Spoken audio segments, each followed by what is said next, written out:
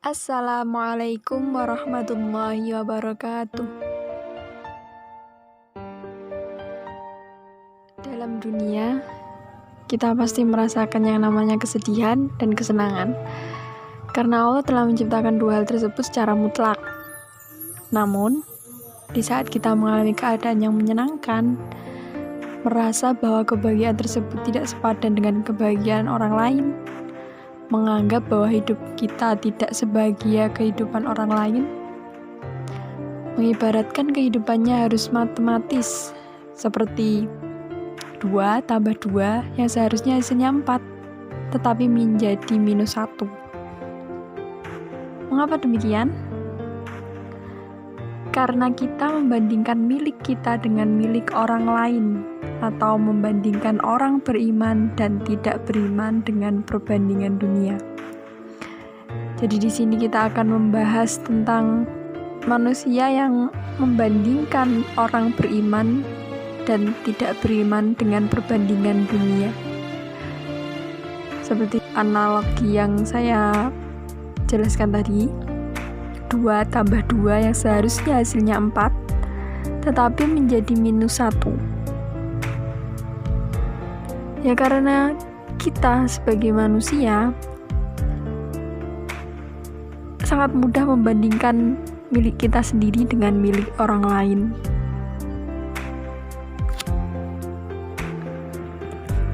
Sebagaimana membandingkan orang beriman dan orang yang tidak beriman dengan perbandingan dunia, yang akan menghasilkan kesimpulan bahwa orang yang tidak berimanlah yang berhasil.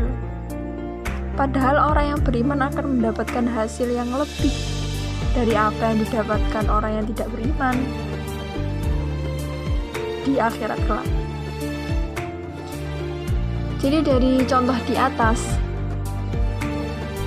bisa dikatakan bahwa kita tidak boleh membandingkan orang yang beriman dengan perbandingan dunia, tapi bandingkan dengan kehidupan di akhirat. Seperti halnya orang yang melakukan riba. Orang yang melakukan riba saja memperoleh aset yang melimpah di dunia. Apalagi orang yang tidak melakukan riba. Pasti balasan di akhirat jauh lebih baik. Bukan begitu? Allah tidak memberikan balasan amal orang beriman di dunia, karena Allah Maha Tahu di akhirat balasannya pasti lebih besar. Orang yang beriman akan mendapatkan balasan yang berlipat ganda dari apa yang ia bayangkan di dunia, dari apa yang ia lihat di dunia. Dan sementara orang yang tidak beriman mungkin hanya akan mendapatkan kehidupan di neraka. Karena bila kita pikirkan secara logis, ia telah menghamburkan hartanya selama di dunia, yang seharusnya sebagiannya adalah untuk orang yang membutuhkan. Jadi semua orang bisa taat kepada Allah, bersabar dalam kehidupannya di dunia, belum tentu dia bisa dilakukan oleh semua orang. Karena kunci orang beriman adalah taat dan sabar. Kita telah mengetahui bahwa para nabi terdahulu tidak mengalami kehidupan yang layak saat mereka menjadi nabi seperti Nabi Muhammad SAW.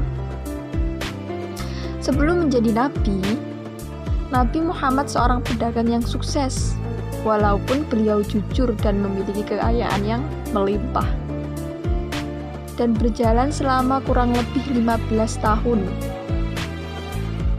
Dibuktikan dengan maharnya kepada Khadijah yang memberikan 100 ekor unta. Namun setelah beliau diangkat menjadi nabi, tidak ada harta tersisa sedikit pun. Bahkan Khadijah yang disebut sebagai janda terkaya tidak memberi warisan apapun. Adapun contoh lagi adalah kaum Nabi Musa, yaitu Bani Israel, yang mengukur ketaatannya dengan materi, sehingga ketika Nabi Musa datang ke dalam kehidupan Bani Israel, mereka menganggap bahwa tidak ada perbedaan. Ada atau tidaknya Nabi Musa menganggap hidup mereka tidak mengalami perubahan. tanpa mereka sadari ketika mereka hijrah di jalan Allah dengan diberikan banyak kemudahan seperti munculnya mata air di padang pasir, diberikan awan di atasnya ketika dalam perjalanan, dan lain sebagainya. Tapi mereka tidak menyadarinya.